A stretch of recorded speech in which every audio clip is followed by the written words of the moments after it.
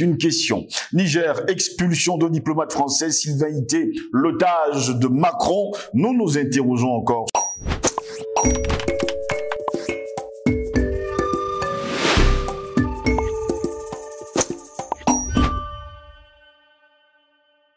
Mesdames, Messieurs, bonjour, très heureux de vous retrouver sur Panafricaniste TV, la chaîne de télévision des panafricanistes qui vous apporte le meilleur de l'information sur un plateau d'or. Bonjour, bienvenue à toutes et à tous à cette édition de Parole panafricaniste.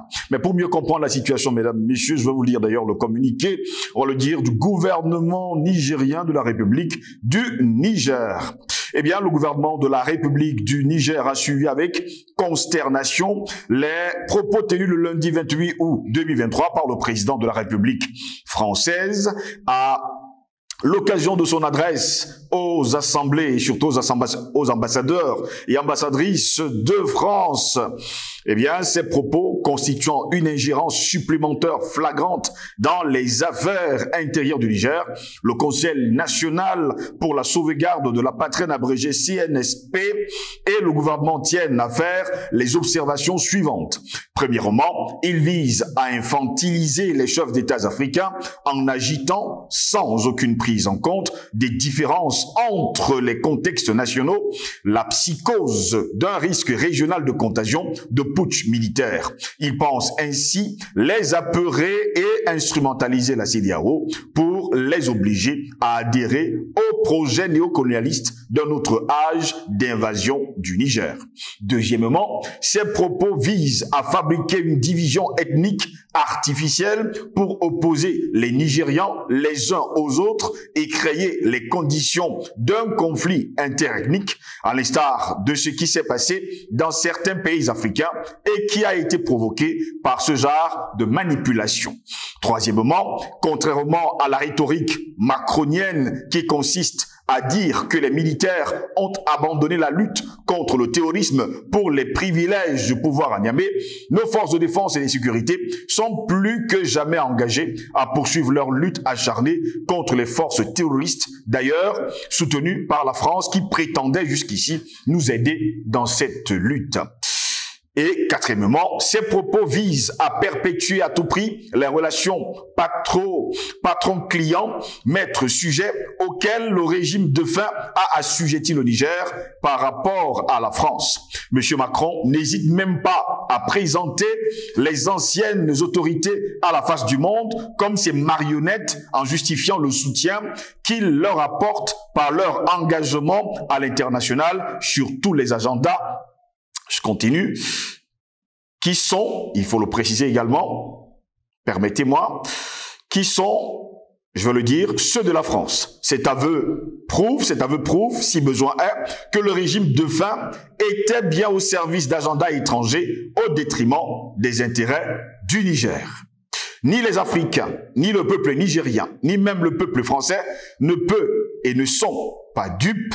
D'ailleurs, les propos de M. Macron et ses incessants efforts en faveur d'une invasion du Niger visent à perpétuer une emprise néocoloniale sur le peuple nigérien qui ne demande rien d'autre que de décider désormais par lui-même de son destin. Ces propos inattendus de la part d'un chef d'État n'apportent rien à la recherche de solutions rationnelles aux différends qui nous opposent. Le CNSP et le gouvernement de la République du Niger réitèrent que ces différends ne portent ni sur les rapports entre nos peuples, ni sur les individus, mais sur la pertinence de la présence militaire française au Niger et l'établissement de relations respectueuses et mutuellement bénéfiques dont les autorités nigériennes, soutenues par le peuple, ont fait un principe désormais cardinal de leurs relations internationales. Fort du soutien du peuple nigérien, seul juge de leur légitimité, eh bien, le Conseil national pour la sauvegarde de la patrie, en abrégé CNSP, et le gouvernement sont résolus à s'opposer à tout paternalisme et à tout interventionnisme d'une époque à jamais révolue et entendre œuvrer pour l'établissement d'un ordre nouveau, gagnant et respectueux de la dignité de tous les peuples et de la souveraineté de tous les États. Ces faits fait à Niamey le 1er septembre 2023.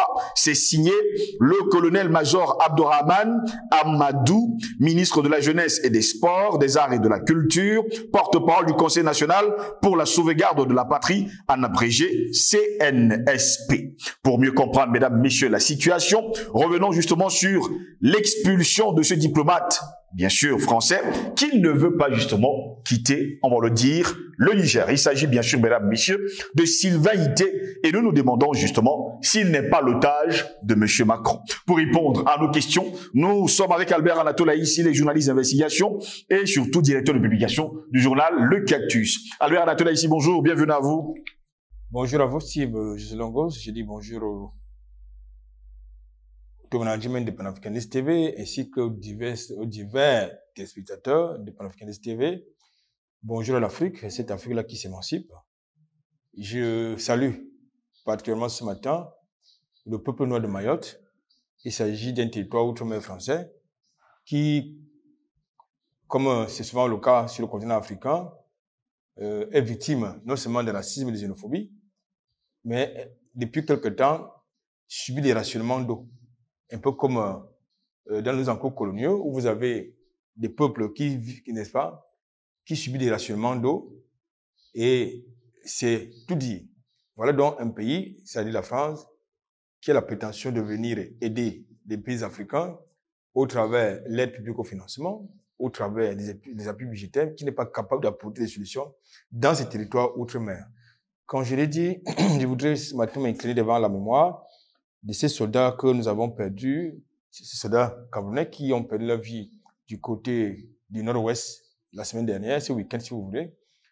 Et il s'agit là, c'est la conséquence du non-respect, n'est-ce pas, des instructions données. Parce qu'il s'agit d'une violation des principes de la discipline qui est chère à nos forces de défense et de sécurité. Ce sont ces trois compatriotes qui, au mépris, n'est-ce pas, de ce qu'ils appellent là-bas des consignes, qu'ils ont violées, ils sont allés à un rendez-vous qui leur a été donné par une pro-ambazonienne. Malheureusement, ils sont tombés sur un guet-apens qui leur a coûté la vie. Je me quitte devant leur mémoire ce matin. J'espère que ces 3 morts vont permettre aux autres camarades qui sont restés d'être un peu plus vigilants. Merci pour les...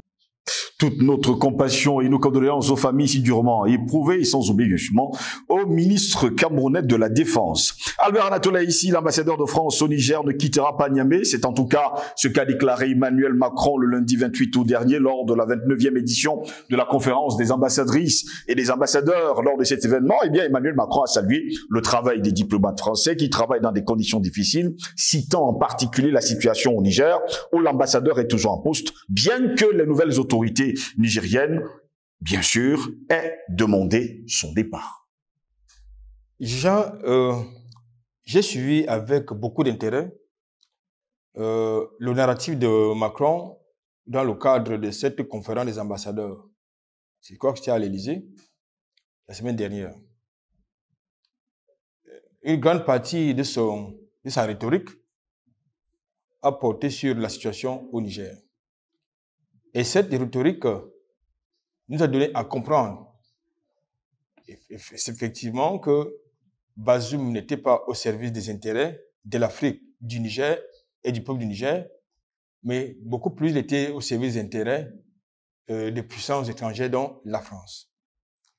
Je voudrais, pour illustrer mon propos, vous convoquer la Convention de Vienne, notamment en son article 9 portant sur les relations diplomatiques. Que dit l'article 9 de cette Convention, notamment dans son alinéa 1? L'État accréditaire peut à tout moment et sans motiver sa décision déclarer persona non grata le chef ou un autre membre de la mission diplomatique. Point. L'État accréditant doit rappeler ou mettre fin aux fonctions de la personne mise en cause. C'est ce que dit l'alinéa 1 de l'article 9 portant sur la Convention de Vienne en son chapitre consacré aux relations diplomatiques. L'alinéa 2 de ce même texte stipule que si l'État accréditant, c'est-à-dire la fin dans le contexte actuel, ne rappelle pas, ne s'exécute pas ou bien refuse de s'exécuter, oui, l'État accréditaire ne considérera plus jamais cette personne qui est mise en cause comme étant une personne faisant partie de la mission diplomatique. C'est ce que dit le droit international. Donc, nous constatons donc que, comme ils ont l'habitude de le faire, ils ne respectent pas le droit international qu'ils ont l'habitude de convoquer lorsque ça les arrange. Ils ne respectent pas les institutions des autres parce que pour eux, nous sommes des sujets. Nous sommes des sujets qui ne veulent aucun respect. Donc, c'est donc l'attitude de cette attitude condescendante qui, malheureusement, amène Jupiter, ces satanistes de l'Élysée, à avoir cette posture d'arrogance.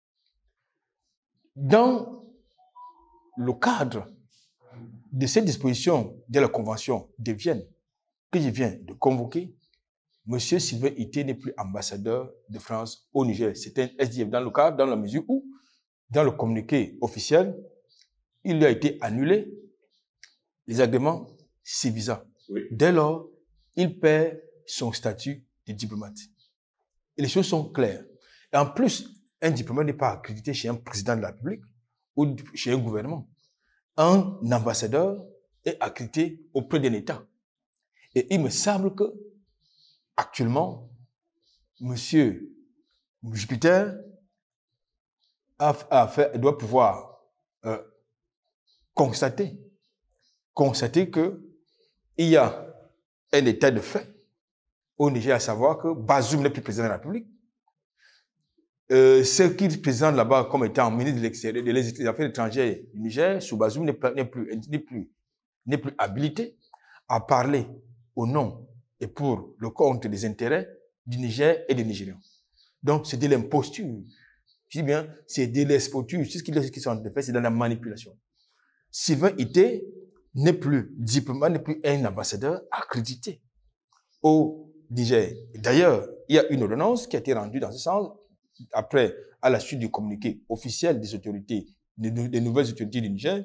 Cette ordonnance qui a été rendue par un juge donne le pouvoir au service de sécurité de l'arrêter et de l'expulser, tout simplement. Donc, je pense qu'aujourd'hui, M. Macron, qui apparemment donne des leçons à tout le monde, mais qui ne maîtrise pas, n'est-ce pas, sa propre leçon, son propre sujet, ne comprend pas certainement ce que veut dire les relations diplomatiques, c'est-à-dire lorsque votre diplomate, vous l'accréditez dans un pays, l'État accréditaire peut, sans motiver sa décision, le déclarer persona non grata, ce qui est le cas en ce moment du côté du Niger. J'ai le sentiment que M. Macron veut créer un casus belli. Véritablement, dans sa logique de va-t-en-guerre avec ce truc que vous appelez la CEDEAO, mais il a dit que actuellement du côté du Niger, la révolution est actée. La chute de Bazoum est actée. C'est aussi clair que ça. Et je pense que pour véritablement mettre davantage de pression à l'arrogance de la diplomatie française, il serait judicieux pour les autorités du Niger de faire le rappel de troupes du groupe Wagner ou bien de la Russie. Peut-être le message va mieux passer. Il serait également judicieux pour les nouvelles autorités de transition au Niger d'actionner les mesures de rétorsion, c'est-à-dire couper à la fois l'énergie et l'eau à cet imposteur qui fait encore office d'ambassadeur de la France du côté du Niger. Albert Anatola, ici, Macron a déclaré ne pas reconnaître les nouvelles autorités nigériennes. Est-ce à lui de reconnaître ou non les autorités d'un pays sur le continent noir? Je pense que là également, il a tout faux. Tout à l'heure, je vous indiquais que c'est les gens, il a la propension à donner des leçons à tout le monde, à toute la planète Terre, mais sans maîtriser son propre sujet. Il me semble que Macron est dans une coalition militaire du côté de l'Ukraine au nom de la souveraineté et de la liberté, aux côtés de l'OTAN. Oui. Je ne sais pas pour quelle raison, lui, il refuserait au peuple du Niger le droit à l'autodétermination, le droit à la souveraineté et à la liberté auquel ce peuple aspire. Vous ne pouvez pas assurer quelque chose d'un côté et de l'autre côté, vous... Non. Il est très mal placé. D'abord, Macron n'est pas africain. Macron n'est pas nigérien. Ils ne peuvent non plus se baser sur la rhétorique des accords de défense qui ont été dénoncés par les nouvelles autorités, n'est-ce pas, du côté du Niger. Donc, il n'y a plus aucun lien juridique dès lors entre Paris et Niamey dans ce contexte des accords de défense ou de coopération militaire. Donc, je pense que Macron, il joue sa survie. Et il joue sa survie, mais mal lui en a pris parce qu'aujourd'hui, il est isolé dans sa posture de va-t-en-guerre, dans le cadre, n'est-ce pas, de la réunion qui s'est tenue à Toledo, en Espagne, la semaine dernière, qui réunissait les ministres des Affaires étrangères européens du côté de l'Espagne. Bien évidemment, il a été mis en minorité par rapport à sa logique de va-t-en-guerre, par rapport à sa prétention de vouloir engager une intervention militaire du côté du Niger. L'Union européenne a privilégié l'option diplomatique et non militaire. Donc, de plus en plus, il est isolé n'est-ce pas, dans sa rhétorique, dans sa détermination à vouloir faire la guerre au Niger. Moi, nous pensons donc, et nous suivons, c'est une situation que nous suivons de très près. Macron s'est engagé derrière les États-Unis du côté de l'Ukraine, parce qu'il s'attendait, il pensait que les États-Unis vont l'aider à s'engager dans sa croisade néocoloniale du côté, n'est-ce pas, du Sahel, et plus précisément du côté du Niger. Malheureusement, les Américains ont leur propre intérêt à défendre ou à protéger de ce côté, n'est-ce pas, de la région du continent. Depuis la semaine dernière, il faut quand même préciser, Albert Anatola, ici que Sylvain Ité est devenu une persona non grata. D'ailleurs, depuis l'annonce par les autorités nigériennes qu'il était justement plus l'ambassadeur de France et qu'il devait être expulsé, désormais, il doit être arrêté, manu militari, jeté dans un avion pour rejoindre, on va le dire comme ça, son pays. Jusqu'ici, il me semble que, au regard de ce que je vous ai indiqué tantôt, lorsque je vous convoquais tout à l'heure les dispositions de la Convention de Vienne, dans son article 1 qui se rapporte aux relations diplomatiques. Oui. Je vous ai convoqué l'alinéa 2. Exact. À savoir, si l'État accréditant n'exécute pas ou refuse d'exécuter la décision prise par l'État accréditaire, eh bien, cette personne n'est plus diplomate parce qu'il est déchu de son statut, n'est-ce pas, de diplomate et d'ambassadeur. De facto, il perd son immunité diplomatique. Donc, du côté n'est-ce pas, du Niger, Sylvain Ité est devenu un sans-domicile, un sans-papier, si vous voulez. Il est devenu un sans-papier qu'on doit mettre dans un avion et le ramener dans son pays. Sur le continent africain ces dernières journées, il faut quand même préciser que les Africains le déclarent comme étant un terroriste. Je n'ai pas envie de prendre le narratif des autres. Ce que je sais, ce que je sais du personnage, c'est que c'est un raciste, c'est un xénophobe qui n'a aucun respect, n'est-ce pas, ni des Africains, ni des Nigériens. Pourtant, il est né à Bamako. Je vous dis, c'est pas parce que quelqu'un est quelque part que vous allez changer les gènes de racisme qu'il porte en lui. Oui. C'est un raciste. Eh bien, c'est un raciste. C'est un xénophobe. J'ai envie de dire, c'est un nazi. C'est un mercenaire. C'est un espion. Du peu que moi je sèche de lui, c'est un espion qui travaille pour le compte, justement, de son pays. C'est ça qui est la question. Donc, aujourd'hui, le fait qu'ils vivent reclus, je ne sais pas, soit à l'ambassade, parce que... Il n'y a que l'ambassade après les dernières informations. Dans tous les cas, les autorités nigériennes ne peuvent pas accéder à cette ambassade parce qu'elle est considérée, cette ambassade diplomatique est considérée comme étant un territoire français. Parce qu'ils ne peuvent pas, ces autorités ne peuvent pas violer, justement, les dispositions de la fameuse convention de Vienne que j'ai tout à l'heure convoquée. Donc, une ambassade diplomatique ou consulaire est considérée comme étant un territoire, n'est-ce pas, français, dans le contexte qui est le nôtre actuellement. Donc, je crois qu'il est important que la sécurité, oui. Je veux dire, les mesures de sécurité qui ont été prises, le dispositif sécurité qui a été mis en place par, je veux dire, des circuits de filtrage qui a été mis en place par les autorités de transition au Niger, vise non seulement à sécuriser l'ambassade du Niger, contre la colère légitime du peuple nigérian, mais aussi à arrêter éventuellement, à interpeller éventuellement Sylvain Ité, si jamais c'est point dans les parages. Je voudrais quand même vous indiquer que à l'apogée de cette crise diplomatique entre Niamey et Paris, Paris a quand même réussi à déployer du côté du Niger des mercenaires pour assurer la sécurité rapprochée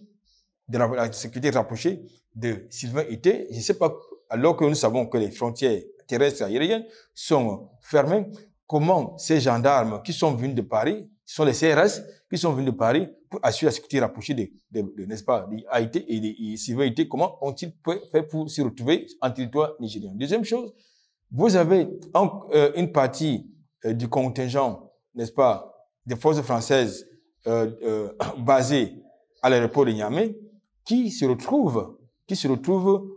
assure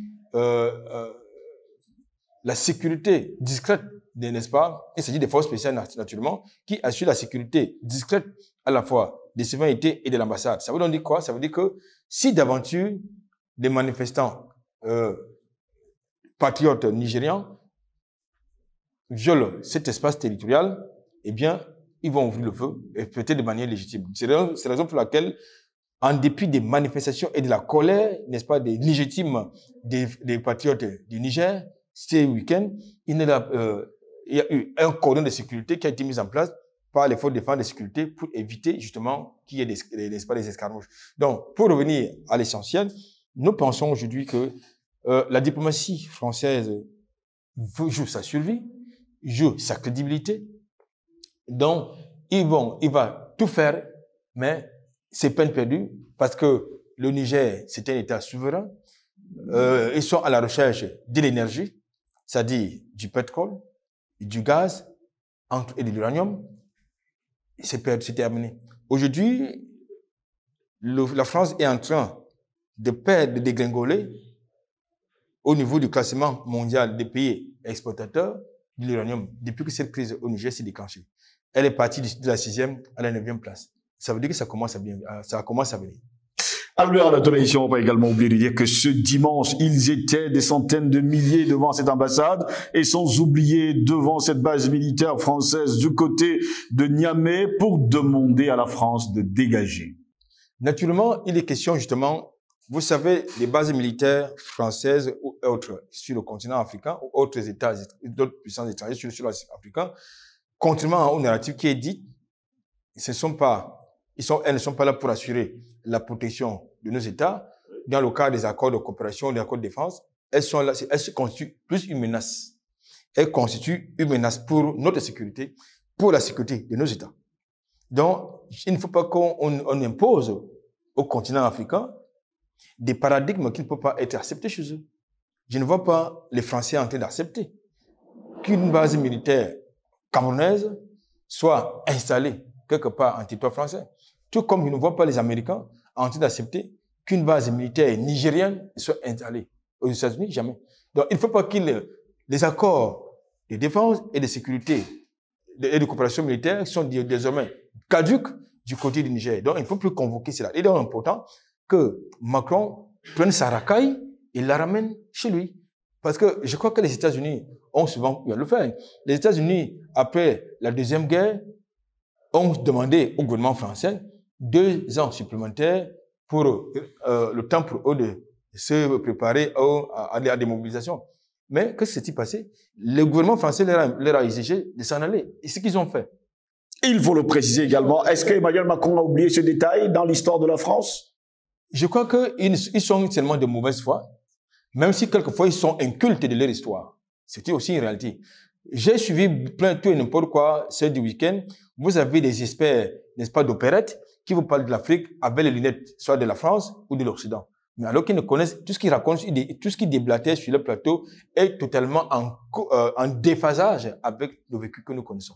Donc, c'est donc ça comme ça. Pourquoi? Parce qu'ils ont remplacé des véritables experts par les propagandistes qui ne connaissent rien de l'Afrique ni des Africains. justement, il y avait une base militaire américaine sur le sol français et le gouvernement français avait demandé justement à cette base militaire de dégager aux États-Unis. Moi, je pose donc la question de savoir, est-ce que le Niger et les Nigériens ne sont pas dans le droit de demander à un ambassadeur et sans oublier une base militaire et surtout aux autorités françaises de quitter leur pays? Je vous fais comprendre que les Nigériens, tout comme les Africains, sont 3000% dans leur droit d'exiger le départ des bases militaires étrangères et d'une manière générale, et plus précisément des bases militaires françaises du côté du Niger. Si bien que nous sommes à 3000%. Nous avons 3000% le droit de le demander. Pourquoi? Comme je l'ai indiqué tantôt, Paris est dans un autre agenda. Il faut que les choses soient claires. Paris est dans un autre agenda. C'est quoi l'agenda? Après, n'est-ce pas, son départ du Mali, du Burkina Faso, de la République centrafricaine et maintenant du Niger, eh bien, Paris voulait donc absolument s'engager dans un projet de redéploiement du Niger vers, n'est-ce pas, le Gabon, du Gabon, n'est-ce pas, vers le Tchad. C'est-à-dire qu'il voudrait créer une ceinture au point où, comme il pense qu'il pourrait avoir un coup d'État au Cameroun d'ici 2025, il va donc falloir agir et imposer et mettre n'est-ce pas, un larbin, un vassal, comme ils en ont l'habitude. Donc, c'est ça. Donc, il était donc question de faire la boucle n'est-ce pas, du Sahel jusqu'au niveau du Golfe de Guinée et du Ghana. C'était ça le projet. Et c'est pour ça que tout à l'heure, je vous indiquais qu'ils se sont engagés dans cette coalition derrière les États-Unis parce qu'ils pensent que les États-Unis allaient les aider dans cette aventure, dans ce projet, justement, de recolonisation du continent africain. Je parle de la recolonisation à la fois stratégique et géopolitique. Malheureusement, les États-Unis ont leur propre business à préserver. Donc, je pense qu'aujourd'hui, le départ de Paris du côté du Niger va poser deux ou trois problèmes. Le second problème, il ne sera pas où mettre ses mercenaires. Le second problème, il va perdre le Niger, qui est un point à la fois très stratégique et très névralgique pour les opérations, certaines opérations militaires du côté du Sahel. La seconde chose, c'est que désormais, Paris va perdre l'exclusivité de l'exploitation ou du pillage de l'uranium, de l'énergie qu'il a eu depuis toujours le privilège, n'est-ce pas, de piller. Donc, c'est donc cette différence conséquente que Paris redoute. C'est pour ça que dans sa rhétorique, Macron ne peut qu'actionner sans cesse sur le levier d'une intervention militaire. Mais qu'il s'agit chose, et je le répète comme il a l'habitude de le dire, mais qu'il s'agit chose. Une intervention militaire au Niger, ça va sonner le glas. D'abord la France-Afrique, ce que nous souhaitons d'ailleurs. Ça va sonner le glas, n'est-ce pas, de son mandat du côté de la France, parce que les choses vont se passer, ça ira tellement vite que même en territoire français, vous aurez des attentats kamikazes. Parce que il y a des Nigériens, il y a des Africains qui sont prêts à devenir n'est-ce pas, des kamikazes. Pour que Macron comprenne que nous ne sommes plus au 19e siècle, ou au 20e siècle, que nous sommes au 21e siècle. Et en plus, ces vassaux qui vont porter sur eux ce projet d'intervention militaire au Niger vont être victimes de coups d'État. Certains pourront même être assassinés. Parce que déjà, au sein des états-majors de ces armées-là, il y a des dissensions. La majorité est contre une intervention militaire de la CEDEAO du côté, n'est-ce pas, du côté du Niger. Je ne sais pas si Ouattara, Macky Sall, Talon et Tinubu, Bola, Ahmed Tinubu ou bien Nana Akufo-Addo, ils vont avoir le courage de vraiment prendre s'engager dans une telle aventure. Donc, déjà, chez eux, ça va mettre leur pouvoir en péril. Demain, ils ne diront pas qu'on leur a pas dit. Parce qu'on leur a dit ça lorsqu'ils ont adoubé. Je pense que Bazoum avait été prévenu à plusieurs fois sur notre plateau. Non, le problème avec ces gens, ils n'écoutent pas. Ils n'écoutent pas. On leur avait, tout comme nous disons que c'est lui qui a, à Abidjan, s'il n'y prend garde, je ne donne pas le 31 décembre. Il sera à terre. C'est lui qui a du côté, n'est-ce pas, de Dakar. S'il n'y prend garde, il a au trop le mois de novembre, il sera plus à faire. Pareil du côté du Bénin. Donc, je pense qu'aujourd'hui, vous constatez même quand même au niveau de la CEDEAO, parce qu'ils sont 15 membres, vous avez quand même 4, c'est-à-dire le Niger, vous avez la Guinée-Conakry, la Guinée-Conakry et le Mali qui ont quitté le navire. Maintenant, il reste combien? Il reste 11. Sur les 11, vous avez 4 qui se disaient au départ engagés dans une opération militaire du côté du Niger. Et sur les 4, vous n'avez plus que 2 qui pensent, qui sont restés, qui sont hésitants et comptant sur la puissance, ou bien sur le contingent nigérian qui allait fortement porter cette opération. Du côté du Nigeria, eh bien, le narratif a changé. Bola Ahmed Tinubu parle désormais d'une transition de 9 mois du côté du Niger. Nous commençons à avancer. Merci à vous, Albert Natola, ici d'avoir répondu à nos questions. Mesdames, Messieurs, merci à vous également de nous avoir suivis. Restez sur Panafricaniste TV. N'oubliez surtout pas, nous avons besoin également de vous, de vos financements. N'oubliez pas, si vous apportez une aide justement Panafricaniste TV pour que nous continuions justement à émettre et surtout à vous apporter le meilleur de l'information. Vous avez Tipeee et sans oublier d'autres formes de financement sur nos pages YouTube et Facebook. Sur ce, je vous souhaite de passer une agréable journée.